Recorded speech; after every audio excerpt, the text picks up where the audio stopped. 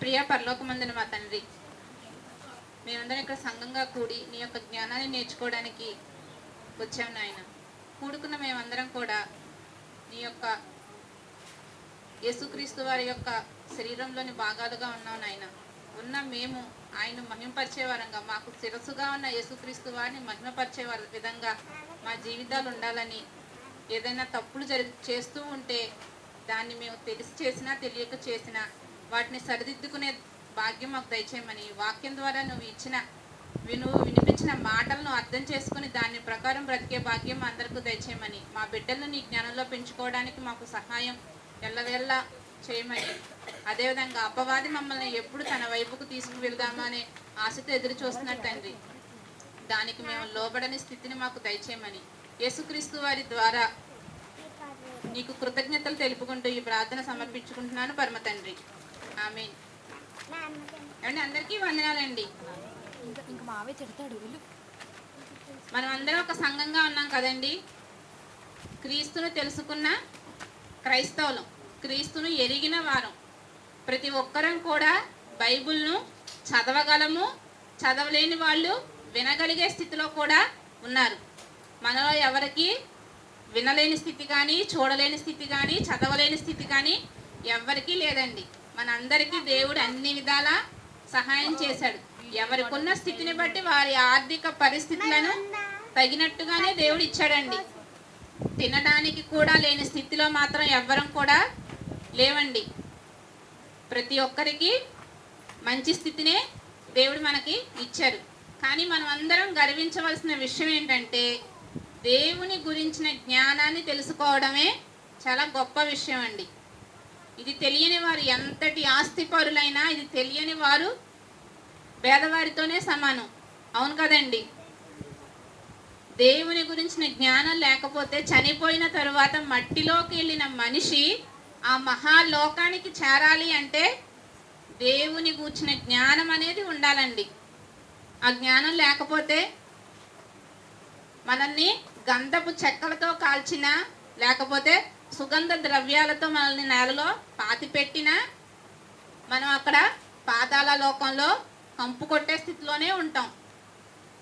కానీ మనం ఇక్కడ ఏమీ లేని స్థితిలో ఉన్నా, లేకపోతే అన్నీ ఉన్న స్థితిలో ఉన్నా, దేవుని గురించిన జ్ఞానం ఉంటేనే ఆ మహాలోకం, పరలోకం గురించి చాలా ఉన్నతంగా చెప్పుకున్నామండి. పరిశుద్ధంగా ఉంటుంది, చాలా గొప్పగా ఉంటుంది, బంగారంతో ఉంటుంది అని, చాలా మహిమకరంగా ఉంటుందని ఎంతో గొప్పగా చెప్పుకున్నాం. సింహాసనం, మన కొరకు సింహాసనాన్ని ఏర్పాటు చేయడానికి యేసుక్రీస్తు వారు వెళ్ళారు. కాబట్టి ఆ లోకానికి చేరాలి అంటే ఇక్కడికి వచ్చి వాక్యం వినటమే కాదు, వెళ్ళిన తరువాత వాక్య ప్రకారం మనం బ్రతకాలి అనేది ఎవరికి వారమే మనం చూసుకోవాలండి. యేసుక్రీస్తు వారు ఎంతో పరిశుద్ధంగా జీవించారు. ఆయన తండ్రి దగ్గర నేర్చుకొని వచ్చారు. యోసేపు ఉన్నాడు, చాలా పరిశుద్ధంగా జీవించాడు. అబ్రహాం గారు ఉన్నారండి, విశ్వాసులకు తండ్రి. విశ్వాసులకు తండ్రి ఎలా అయ్యాడంటారు? ఈరోజు నేను చెప్పే అధ్యాయం ఆదికాండం 13వ అధ్యాయం అండి.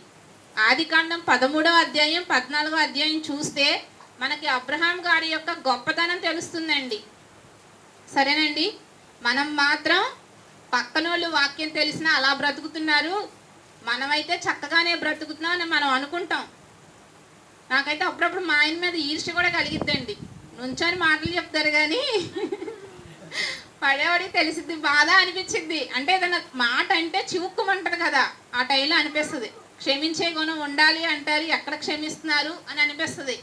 అంటే ఆయన క్షమించినా క్షమించకపోయినా ముందు మనం ఆ స్థితిలో ఉండాలి. ఆయన అంత వాక్యం చెప్తున్నా ఆయన నిలబడట్లేదని ఆయన మీద మనం నింద వేయకూడదు. ముందు నేను నిలబడుతున్నానా లేదా, ఆ వాక్యం నాలో ఫలిస్తుందా లేదా అనేది నేను చూసుకోవాలి. మన ముందే పెట్టేశారు వాక్యాన్ని కానివ్వండి, లేకపోతే దేవుని యొక్క మాటలు కానివ్వండి, మన ముందే ఉన్నాయి, మనకే బోధపరచబడుతున్నాయి. వాటి ప్రకారం మన ప్రవర్తన ముందు మనం సరి చేసుకోవాలి. నిన్ను అనే నీ పొరుగు వారిని ప్రేమించాలి. అంటే ముందు ఎవరిని ప్రేమించాలి? మనల్ని మనం ప్రేమించుకోవాలి, మనల్ని మనం సరి చేసుకోవాలి. అప్పుడు పొరుగువారి సంగతి చూడాలి అనేది నాకు బాగా బోధపడింది. అబ్రహాం గారిని చూసిన తరువాత చూద్దామండి అబ్రహాము గురించి. ఆదికాండం 13వ అధ్యాయం. ఏమండి నేను పాఠం చెప్పి చాలా రోజులైంది.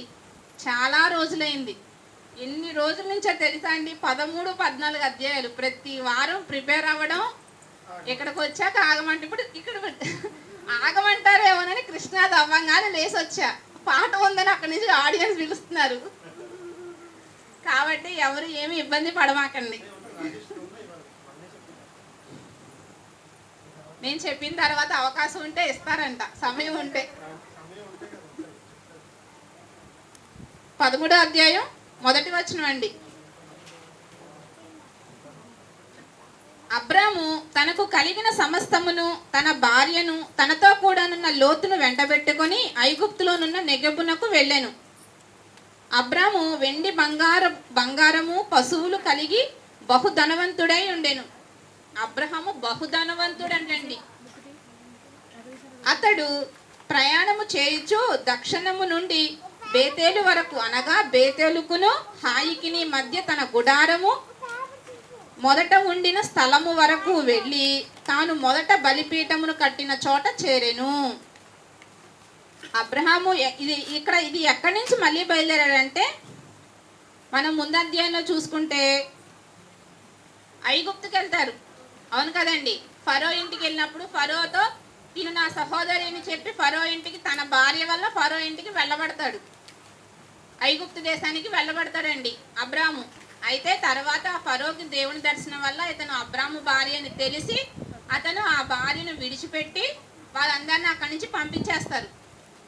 వాళ్ళు తిరిగి మళ్ళీ ఎక్కడికి వచ్చారంటే, తమకు కలిగిన సమస్తమును, తన భార్యను, తనతో కూడానున్న లోతును వెంటబెట్టుకొని ఐగుప్తులో నుండి నెగెబునకు వెళ్ళెను. ఫస్ట్ ఎక్కడైతే దేవునికి వీళ్ళు బలిపీఠం కట్టారో ఆ బలిపీఠం కట్టిన చోటకి ఫస్ట్ కనానికి ఎక్కడి నుంచి అయితే వచ్చి కనాన్లో బలిపీఠం కట్టారో ఆ ప్రదేశానికి వస్తారు. వీళ్ళు ఎలా ఉన్నారు? బహుధనవంతులు. బంగారం ఉంది, వెండి బంగారము కలిగి ఉందంట. ఇప్పుడు ఏంటంటే వీళ్ళ దగ్గర చాలా డబ్బులు ఉన్నాయండి, బాగా సంపాదిస్తున్నారు, డబ్బులు ఉన్నాయండి, లక్షాధికారులు అండి, కోటీశ్వర్లు అండి అంటారు. కానీ పశువులు, వెండి, బంగారమే ఆనాడు గొప్ప. ఈరోజు బంగారం ఎంత ఉంటుందండి? ఉంటే 10 కాసులు, 20 కాసులు, 30 కాసులు, అంతే కదండి. అంతకు మించి ఇంకెవరు కొనుక్కోలేరు, ఇంట్లో దాచుకోలేరు. ఒక 30 కాసులు మించి వేసుకోను లేరు. కానీ వెండి బంగారము కలిగి ఉన్నారంట, వెండి బంగారము కలిగి ఉన్నారంట. ఈయన అబ్రామ్ గారు ఎవరు? ఇజ్రాయేలీకి ముందున్న వ్యక్తి. ఇజ్రాయిల్లో సొలొమోన్ గారు అసలుకి రోడ్డు అమ్మటే వెండికి లెక్కే లేదు, అవును కదండి. సొలొమోన్ గారి సమయంలో అంటే ఆయన కంటే ముందున్న పరిస్థితి అంటే వీళ్ళ దగ్గర ఇంకా ఎక్కువ ఉండుండొచ్చు. 5వ వచనం అండి, 4 చివర. అక్కడ అబ్రాము యెహోవా నామమున ప్రార్థన చేసెను. అబ్రాముతో కూడా వెళ్ళిన లోతుకును గొర్రెలు, గొడ్లు, గుడారములు ఉండెను కనుక వారు కలిసి నివసించుటకు ఆ ప్రదేశము చాలకపోయెను. ఎందుకనగా వారి ఆస్తి వారు కలిగి నివసించలేనంత విస్తారమై ఉండెను. ఇద్దరు కలిసి నివసించలేనంత విస్తారముగా ఉందంట ఆస్తి. మనుషులకు ఆస్తి ఎక్కువైతే ఏమవుతుందండి? మనస్పర్ధలు వస్తాయి, గొడవలు అవుతాయి. మనకు ఎంతైతే కావాలో అంతే ఇవ్వమని మనం దేవునికి ప్రార్థన చేసి అడగాలి. మనకి కనుక ఆస్తి ఎక్కువైతే గర్వం వస్తుంది. ఫస్ట్ ఆస్తి లేకపోతే తండ్రి నువ్వు నాకు సరిపడినంత ఆస్తి ఇవ్వలేదు అని దేవుని మీద మనం నిందేస్తాం. ఒకవేళ అదే ఆస్తి దేవుడు ఇస్తే మనలో గర్వం అనేది పెరుగుతుందండి. చాలామంది కూడా మనతో ఫస్ట్ నుంచి ట్రావెల్ చేసిన వాళ్ళు మన మాటలో తేడా వస్తే వీళ్ళకి గర్వం వచ్చింది, ఆస్తి ఎక్కువైంది, ఏమీ లేకుండా ఇప్పుడు చాలా మంది అత్తలు అంటారండి కోడల్ని, ఏమీ లేకుండా వచ్చి ఇక్కడికి వచ్చి ఇక్కడ ఉన్నారు చూసి ఎగిరెగిరి పడుతున్నారు అని చెప్పి చాలా మంది అంటారు, వింటూ ఉంటాం మనం. అంటే ఏంటి? జనాలకి ఆస్తి చూస్తే కొంచెం ఏదైనా ఉన్న స్థితి కన్నా కొంచెం స్థితి పెరిగినా మారినా గర్వం అనేది వస్తుంది. కానీ మనం ఆ గర్వాన్ని ఉంచుకోకూడదు. మెయిన్ ఫస్ట్ మనం దేవుని ఒకటే ప్రార్థన చేయాలి. తండ్రి, నువ్వు ఇచ్చిన దానికి నాలో గర్వం పెరగకుండా చూసుకునేలాగా నా ప్రవర్తన ఉండాలి. లేకపోతే నాకు సరిపడా లేదు అంటే ఆ స్థితిని నీ చిత్తమైతే దయచేయని మనం దేవునికి ప్రార్థన చేసుకోవాలి. లేకపోతే కావాలని అడిగే మనమే ఉన్న దాన్ని బట్టి గర్వించే స్థితిలో ఉండకూడదు. ఇక్కడ ఏం జరిగింది? వాళ్ళకి లోతు యొక్క కుటుంబానికి, లోతు యొక్క పనివారికి, అబ్రాము గారి యొక్క పనివారికి మధ్య గొడవలు అనేవి స్టార్ట్ అయినాయండి. గొడవలు స్టార్ట్ అయితే వీళ్ళు ఏం చేశారో చూద్దాం. 7వ వచనం అండి. అప్పుడు అబ్రాము పశువుల కాపరులకును లోతు పశువుల కాపరులకును కలహము పుట్టెను. ఆ కాలమందు కనానీయులు, పెరిజ్జీయులు ఆ దేశములో కాపురం ఉండిరి. కాబట్టి అబ్రాము, మనము బంధువులము కనుక నాకు నీకును నా పశువుల కాపరులకు నీ పశువుల కాపరులకును కలహం ఉండకూడదు. ఇక్కడ మనకి అబ్రాము యొక్క వ్యక్తిత్వం బాగా కనిపిస్తుందండి. నా పని వాళ్ళకు నీ పని వాళ్ళకు మధ్య గొడవలు అనేవి ఉండకూడదు అని చెప్పి అబ్రాము గారు లోతుతో చెప్తున్నారు. లోతు తనకన్నా చిన్నవాడు. చాలా చోట్ల చిన్నవాళ్ళు పెద్దవాళ్ళని బతిలాడుకుంటారు. అది ఆస్తిలో అవనివ్వండి, వయసులో అవనివ్వండి, ఏమంటారు, గొడవలు జరిగే సమయంలో అవనివ్వండి. పెద్దవాడు అయి ఉండి నువ్వు తగ్గుండాలి, కానీ మీరు మా మీద పెత్తనం చేసేవాళ్ళలాగా పెద్దవాళ్ళు పెత్తనం చేస్తుంటే పిల్లలు ఏమంటారు? పిల్లలు కానీ పెత్తనం చేస్తుంటే పెద్దవాళ్ళు మేము చేయాలి, కానీ మీరు మా మీద పెత్తనం చేయడం ఏంటి? మీకు కావలసిన ప్రతిదీ మాకు తెలుసు అని పెద్దవాళ్ళు చెప్పే స్థితిలో ఉంటారు. అవును కదండి. కొన్ని చోట్ల ఏమవుతుందంటే రివర్స్ అవుతుంది. పెద్దవాళ్ళు ఎంత చెప్పినా పిల్లలు వినలేని స్థితిలో ఉంటారు. అలా 2 సందర్భాలు మనకు కనిపిస్తాయి.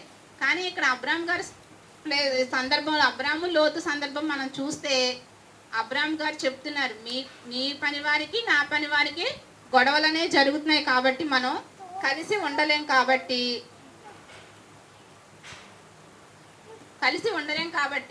గొడవలు జరగక ముందే మనం చెరొక ప్రదేశంలో ఉందాము అనే నిర్ణయం తీసుకుంటారండి అబ్రహాం గారు. 9వ వచనం చూద్దాం.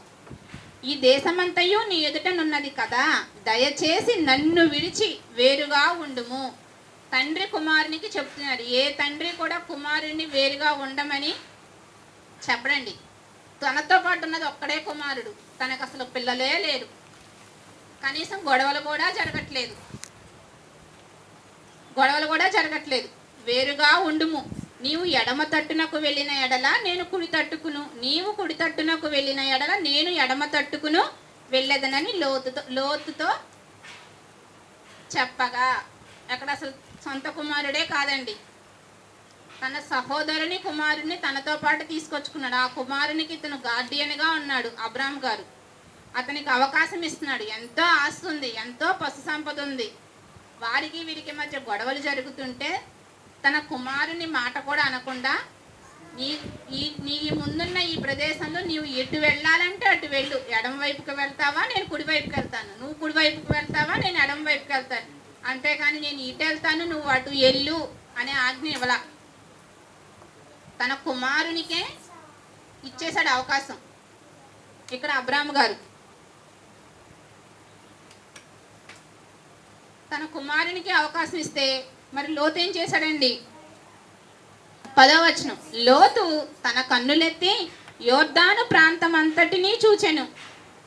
యెహోవా సొదొమ గొమొర్రాను పట్టణములను నాశనం చేయక మునుపు సోయరుకు వచ్చు వరకు అదంతయు యెహోవా తోట వలెను ఐగుప్తు దేశము వలెను నీళ్లు పారు దేశమై ఉండెను. యెహోవా తోట అంటే ఏదెను తోట.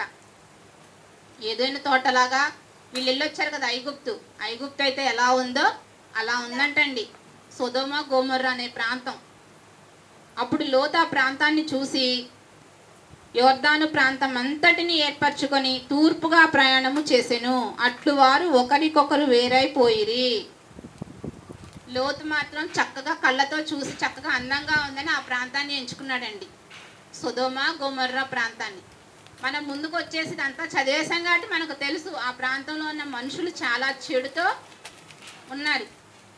మన నోవాహు సందర్భంలో చూస్తే జనులందరూ బాల్యము నుండి చెడిపోయి ఉన్నారన్నారు చూస్తారా, అదే సందర్భం మనకి ఇక్కడ సొదొమ గొమొర్రా ప్రాంతంలో కూడా కనిపిస్తుందండి. అలాంటి పరిస్థితి ఉంది. కానీ లోతు మాత్రం కళ్ళతో చూసి అందంగా ఉందని తన తండ్రి గురించి, తనతో పాటు వచ్చిన తండ్రి గురించి ఆలోచించకుండా, తనని ఇక్కడ దాకా తీసుకొచ్చిన తండ్రి గురించి ఆలోచించకుండా మంచి ప్రదేశాన్ని ఎంచుకొని తాను మాత్రం చక్కగా వెళ్ళిపోయాడు. కానీ అబ్రహాం కొంచెం కూడా నొచ్చుకోకుండా లోతుని పంపించేస్తాడండి. నువ్వు ఎటు వెళ్తే అటు నీ ఇష్టం, నాదైతే లేదు. తండ్రి మనసు ఎలా ఉంటుందండి? బిడ్డ ఇబ్బంది పెట్టినా కూడా తండ్రి ఏం చేస్తారు? భరిస్తారు. మనసులో బాధ ఉన్నా నా బిడ్డ కోసమే కదా అనే ఆలోచన ఉంటుందండి. 12వ వచనం అండి. అబ్రాము కనానులో నివసించెను. లోతు ఆ మైదానమునందున్న పట్టణముల దేశములలో కాపురం ఉండి సొదొమ దగ్గర తన గుడారము వేసుకొనెను. సొదొమ మనుష్యులు దుష్టులను యెహోవా దృష్టికి బహుపాపులై ఉండిరి. ఇక్కడ రాసేసారండి ఆల్రెడీ. లోతు అయితే ఆ ప్రాంతం ఎంత చక్కగా ఉందో చూశాడు, కానీ అందులో ఉన్న మనుషుల సంగతి మాత్రం ఆలోచించలేదండి. ఆలోచించకుండా వెళ్ళిపోయాడు. కానీ వెళ్ళిన తర్వాతనే మనుషుల గురించి ఒక ఆలోచన వస్తుంది కదండి. మన ఇంట్లో వాళ్ళే ఒక 10 రోజుల తర్వాత మనకు వాళ్ళ పరిస్థితి, మనం ఇంట్లోకి వచ్చి ఆ ఇంట్లో ఉన్నప్పుడు మన చుట్టూతో ఉన్న వాళ్ళు ఒక 10 రోజులు గమనిస్తాం. ఇంట్లో ఉన్న వాళ్ళందరి స్థితి మనకు అర్థమైద్ది. మనకు అప్పుడు ఏమనిపిస్తుంది? మంచిగానే ఉన్నారు అని అనిపిస్తుంది. నచ్చలేదనుకో, మనకి వీళ్ళు నచ్చట్లేదు అనిపిస్తుంది. ప్రతి కుటుంబంలో కూడా పెళ్ళైన స్టార్టింగ్లో 1 సంవత్సరం వరకు ఉంటాయండి మనస్పర్ధలు. పిల్లలు పుట్టిన దగ్గర నుంచి అంతగా మనస్పర్ధలు తగ్గిపోతూ ఉంటాయండి. ఆ సంవత్సరం వరకు ఎందుకు ఉంటాయి? ఈ అమ్మాయి 20 సంవత్సరాలు వేరే చోట బ్రతికొచ్చిద్ది. తన పద్ధతులు వేరు, ఇక్కడున్న పద్ధతులు వేరు. అక్కడి నుంచి ఇక్కడికి వచ్చిన అమ్మాయి ఈ ఇంట్లో కలవటానికి తనకు ఇబ్బందే, అక్కడ ఉన్న వాళ్ళకి బయట నుంచి వచ్చిన అమ్మాయిని తమతో పాటు తమకు నచ్చినట్టుగా లేదని కలుపుకోవడం వాళ్ళకు కూడా ఇబ్బందిగానే ఉంటుందండి. కానీ ఇక్కడ లోతు కూడా అర్థమైపోద్ది కదా కొన్ని రోజులకి పరిస్థితి. కానీ ఆ పరిస్థితి నుంచి లోతు బయటకు రాలా. దేవుడే లాస్ట్కి బయటికి తీసుకొచ్చాడు. కానీ ఆ బేజాలు మాత్రం లోతు పిల్లలకి వచ్చేసినాయి. తను ఎంత బలవంతాన్ని బయటకు దేవుడి చేత రాబట్టబడినా ఆ బేజాలు వాళ్ళ పిల్లల్లో పడిపోయినాయండి. కాబట్టి మన చుట్టూ ఉన్న పరిస్థితులు మనం ఎప్పుడూ కూడా జాగ్రత్తగా కాపాడుకుంటూ ఆ ఎఫెక్ట్ మన పిల్లల మీద మన మీద పడకుండా మనం జాగ్రత్త పడుతూనే ఉండాలండి. లోతు సందర్భం ద్వారా మనకి సొదొమ గొమొర్రా పట్టణాల ద్వారా మనకి ఇది అర్థమవుతుందండి. ఇక్కడ సొదొమ గురించి ఏముందంటే, సొదొమ మనుషులు దుష్టులను యెహోవా దృష్టికి బహుపాపులై ఉండిరి. యెహోవా దృష్టికి బహుపాపులై ఉన్నారంటండి. చాలా చెడ్డవారుగా ఉన్నారు. 14వ వచనం. లోతు అబ్రామును విడిచిపోయిన తరువాత యెహోవా, ఇదిగో నీ కన్నులెత్తి నీవు ఉన్న చోట నుండి ఉత్తరపు తట్టు, దక్షిణపు తట్టు, తూర్పు తట్టు, పడమర తట్టును చూడుము. ఎందుకనగా నీవు చూచుచున్న ఈ దేశం అంతటిని నీకును నీ సంతానమునకును సదాకాలము ఇచ్చెదను.